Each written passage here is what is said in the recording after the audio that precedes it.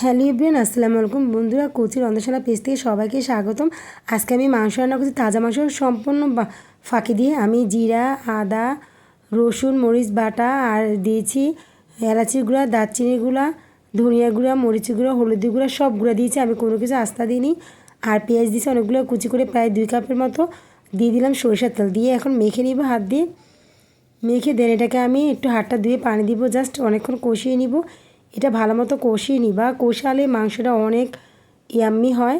তো আমি অনেকক্ষণে কষিয়েছি, আমি আরও কষাবো। যখন এটা তেল বেরিয়ে আসবে তখন আমি এটার সাথে পানি অ্যাড করবো। এই তো আমার তেল বেরিয়ে আসছে, এখন আমি গরম পানি অ্যাড করে দিব, দিয়ে আবার কিছুক্ষণ ঢেকে রেখে দিব। দেন আমি আলু ভেজে নিব, এটার সাথে আলু দিব। তো আমি আলু এভাবে দিব না, আমি ভেজে দিব। তো এই তো আমার এখন রান্নাটা হয়ে আসছে। এখন আমি আলুটা ভেজে রেখেছি, এটা দিয়ে দিলাম। এখন আর একটু কিছুক্ষণ হবে, ঢাকনা দিয়ে ঢেকে দিব কিছুক্ষণের জন্য। এখন আমি এই তো জিরা গুঁড়ো দিয়ে নামিয়ে ফেলবো। বন্ধুরা কেমন হয়েছে অবশ্যই কমেন্টে জানাবা। আর আজকের মতো এতটুকু, সবাই ভালো থাকবা। আল্লাহ হাফেজ।